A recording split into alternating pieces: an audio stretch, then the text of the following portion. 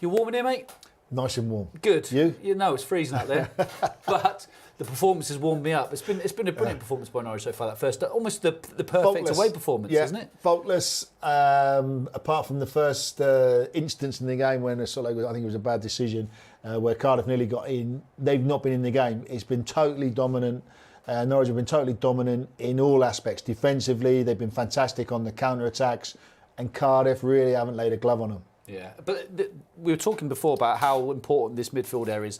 Most games, the battle needs to be won in the midfield, doesn't it? You always talk about that. It's quite an old adage within football. You win your midfield battles, you generally win the game. And certainly Kenny McLean and Oliver Skipp are doing that today. They've been fantastic, not just in breaking things up and stopping Cardiff going forward, but when they are then breaking it up, how quickly they're going forward today. Yeah, I think one thing I've noticed, is the fact we talked about Hugo playing up the front.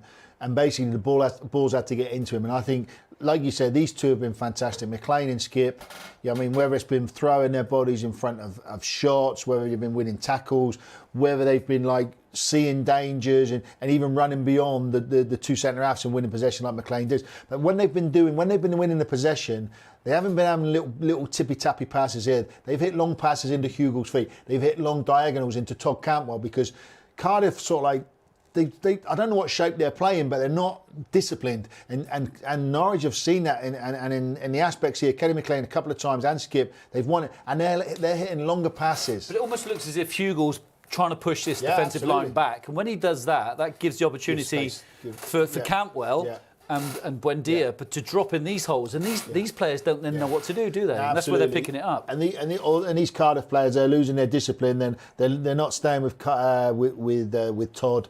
And like you say, the fullback's having to come in, and then he loses his position alongside the centre half. But I've been impressed with Hugo. But like I say, the two ones I think that are really dominant for Norwich are Skipp and McLean. Like I say, defensive they look solid. They look solid, and they're filling gaps when they see the potential dangers. But when they get it, McLean's been bursting out. It was his pass into Hugo, who, by the way, was a fantastic first touch. He took it in his stride, had a shot, and Cantwell following up and whatever. But they're not only playing as number sixes, holding midfield players, more so McLean than Skipp. He's having the energy to get forward and to back up your Vrancic and Buendia and Cantwell and Hugo as well. It's fantastic. Like I say, there is, apart from that first instance early on in the game, it has been a faultless performance by Norwich, I feel. Yeah, well, let's hear from Brian Gunn now, who gives a bit more insight from his side, and from the goalkeeper as well, Gunny.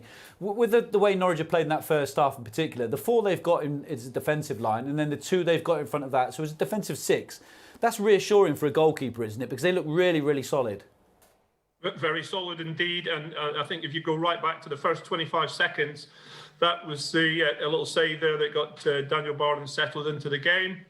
It came out quickly to the feet of Harry Wilson, who had a bad touch, but still at the same time, it got Daniel into the game. Norwich look very solid going forward. They look like they can score, at any time they want. They're making the chances. They're getting the corner kicks. They're getting the set plays. So it's looking good. The only thing I'm disappointed about was you not giving me a score prediction before the game, because I would have said Norwich to win 3-0. You can't have it now at half time. No, you're 2-0 up. You can't do it that one now. Unbelievable. Well, you might go for 2-0, Robbie. Mine's out. I went 1-1. I'm bad, mate. Yours out, mate. But they've been impressive, Gunny. But do you think the instruction has come from the manager? Because he seems to be playing in a slightly different way today in terms of, Rob and I both said, from when they've broken the play up for Cardiff, they've looked to go forward, not forward quickly in terms of a long ball, but they've looked to break quickly today. Yeah, well, I think they've got the different aspects of the way they can play, and today's game is going to be suited to that. I think the first 10-15 minutes you've seen Cardiff press as quickly as they could, as high as they could, but then once Norwich break through those lines a couple of times, the players are going to say, well, I don't want to do that, because we're going to be chasing back to our own goals all the time. So I think Norwich, it's down to them now. They should be winning this game quite easily, but I'm sure that Neil Harris is going to go in there at half time and tear a strip off a few of them. Kiefer Moore is on the bench. It's possible that he'll come on, possibly see more long balls into the box. So they've got to start the second half well, Norwich, just to keep this 3 points that they've got in the bag, as far as I'm concerned. Yeah, well, it is an old adage, 2-0 is a difficult scoreline, and it really is, Gunny, isn't it? Because the next goal is the vital one, isn't it? They go 3-0 up, game's over. Cardiff get one, they're back in it. Well, I mean, as well, you see the long throw that they did and give the free kick against the goalkeeper or on the goalkeeper. You know, that's the sort of things that'll happen now in the second half because they need to get back into the game, Cardiff, and you know they'll do it. You know, the nasty way that they know they can get goals from. So you know, I think there's going to be a lot of pressure on the defence in the first 10-15 minutes of the second half. If they can withstand that and then, you know, as we said, break away and make those chances like they have done, you know, hopefully they'll be flying back to Norwich Airport tonight with those 3 points. And just a quick question, Gunny. Look, Rob might have for you. There's a rumour flying around on social media before the game, apparently. Look, Gunny, that Rob mentioned to me. I want it confirmed or denied. Rob, can you discuss what that is? I've heard a little rumour that you've put your name forward for that experienced goalkeeper to come in for the next couple of months to be the number 2. I've had talks with Stuart Webber today, so I'll keep you informed over the weekend. Rumours have it you've been running around the roads of Cheshire and throwing 50 sit-ups every now and again. Well, I think I've been walking around the roads of Cheshire and I've been throwing a few bottles of beer down the back of my neck. How are the negotiations as well now, Gunny? Are they different from back in the day? What's part of your contract? What are you looking for? Oh, I've got my agent doing that for me. Just like, you know, it's too difficult to do these days. So I've got. But no, it was nice of a few fans just to remember me and, sort of tongue in cheek, say that I should get myself, well, I don't say back into shape. I'm in shape, but, you know, I think my going away present to the Norwich City fans was playing at Carrow Road in front of 20,000 against Inter Milan. And Materazzi scoring that free kick against me. I think I've left at the highest point I can, surely. Legend. Fantastic. But I've just realised now, I think there's been a mistake made. What? When they said Gun, I think they meant Angus. We'll see That's you it. after the game, Absolutely. Gunny. Top man, thanks, mate. Speak to you later. That must have been the rumour, wasn't it? It must have been Angus, not Brian, surely. Had to be, didn't it? He'd do it as well. Gunny would do it. He would do it, I guarantee now. 100%. Can you imagine him coming out in now with the boys? The classic run up to the crossbar, head it, pick the shorts out of his bum. That's what he used to do, didn't he? Do that all the time. Brilliant, mate. He would. If they say, right, listen, just do it for one game, Gunny. Okay, well, let's get back for this last 45 minutes and Norwich will get through now. They're fairly comfortable, but that next goal is vital. No, absolutely, and they've got to come out and Gunny was spot on there when he said Neil Harris will be tearing a strip off them. He will. Kiefer Moore will be on. Yeah. I mean, he's got to be on there. I mean, like their top scorer, best player, he's got to be on. So Norwich have to be aware of that. But even so, I feel Norwich are so much superior than what Cardiff are. If they come out in the second half with the same mentality, the same discipline that they've showed in that first 45 minutes, they'll go on and score another couple of goals, I reckon. Yeah, no, they need to get through this game and continue their lead at the top of the table. But you might notice in recent weeks, the new podcast Norwich City have got called All in Yellow, I believe. Here's a little taster.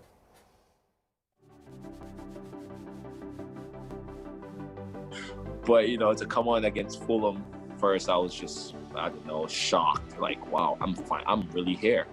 So against Everton, I had a feeling, one, just because it was Tim Howard I was playing against, you know, another American. And I said, if something was to happen, it needs to happen now. And that corner kick, you know, Snotty being on it. And I looked who was marking me. There was just something that felt right. You know, I was like, okay, this is one of the biggest guys in the Premier League marking me. And I am the most dominant area guy in MLS. So now it's time to show it. And just a perfect ball and just went in the back of the net. I'm going to talk to one of the hosts of that show now, Dan Wynn. Dan, thanks for joining us, mate. What is your official title, Dan? I was going to call you a stadium announcer. You work with the CSF as well. You're a bit of a jack of all trades. Yeah, I think my official title is cheap option. I'm the guy who answers his phone whenever there's a job needs doing. And the latest one is podcast host, but stadium announcer and head of comms for the foundation as well at the club. Fantastic. And how have you enjoyed this podcast? You've been doing it with Alice Piper as well. I think people from Norwich will know Kevin, her father, was at Anglia TV for many years. How have you found it? It's been great, actually. You know, we've got to talk to a couple of current players, some ex-players, and hear a few stories that we didn't know. Working with Alice is brilliant. She's an up-and-coming presenter, but producer over at Sky as well. So she's the glue that holds it all together and keeps things running smoothly, and I just try to chip in where possible. How far down the list is Rob Newman? Rob Newman, I think he shot us down, didn't you, Rob? You what? No, mate. I'm always available. I'm always available for a conversation. I'll put a word in. Thanks, Dan. Thanks. But you started with a massive guest. I had the pleasure of interviewing Stephen Fry a few months back as well, and you do almost. I mean, it's just a brilliant man to talk to, isn't he? He is. You sort of think, okay, cool, there's an hour here of a podcast. I'll sit down and listen. Might have to do it in 2 settings. And then Stephen Fry starts talking and you just think, I could listen to this for hours and hours. I couldn't believe it. I missed that one. Alice did that one on her own. But yeah, he's incredible to listen to, isn't he? Yeah, and the latest one is Kai Kamara. Just tell us a little bit about him. He became a bit of a cult figure, and he didn't spend that much time here, really, did he? Well, it's interesting. He was here for about 4 months, but I think just the type of chap he is, the fans took to him, and he's such a warm character. And we recorded that one a day after the lockdown announcement, so we were all feeling pretty glum. And we had an hour with Kai, who was in Sierra Leone at the time and still is. And I went to bed feeling on top of the world because he's just the most positive character there is, and he's someone who loved being at Norwich so much. So you can't give us too many hints as to who you're going to have in the future, but just give us a little hint into your personal self. Who's someone you would like to get on the podcast? Oh, it's always good coming to the. It's always Rob Newman. Sorry, Rob. Yeah, absolutely, Rob Newman. Yeah, you've got Gunny and Ewan on there as well, and Darren. We'll have to have you on at some time as well. You guys are my early memories of coming to Carrow Road and growing up. Sorry, I didn't mean to make you feel old there, but you guys are surrounded by heroes today. So any of the 4 guests on the show today would be more than welcome. But there's more coming up, right? You must have some plans for the future. There are, yeah. We've obviously got Kai Kamara, which is tomorrow. I'm not allowed to give away the next ones, but we've got a current player and an ex-player already in the bag lined up for the following weeks. And we've got a few recording dates in the next week or 2 as well. So plenty more coming. Brilliant, fantastic. I'd urge everybody to go and have a listen to them. They are great. But just give us a little bit of information about the CSF, the work you do there, and how the Nest is coming on. Because it's such a massive, brilliant facility, isn't it?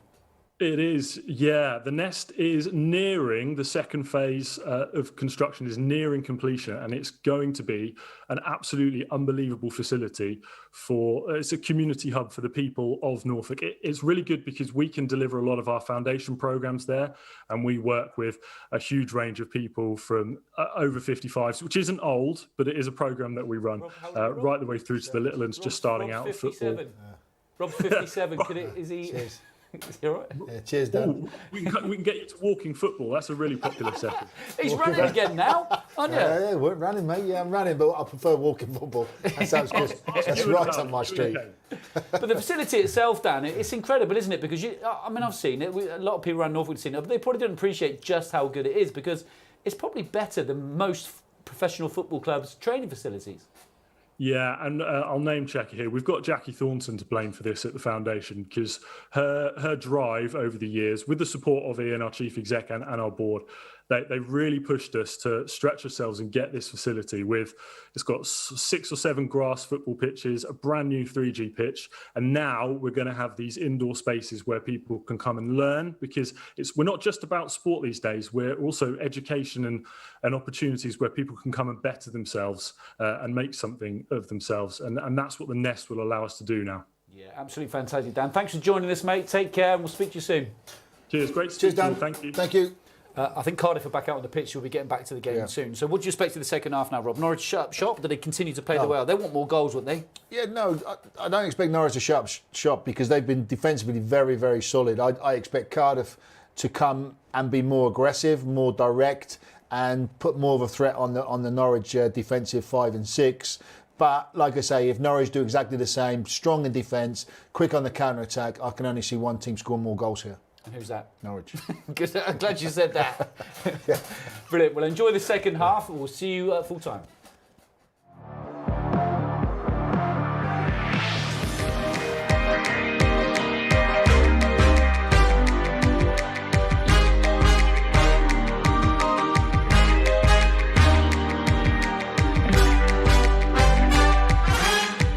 I've been swimming at night. She's been calling to me. Hold my breath in the pool, but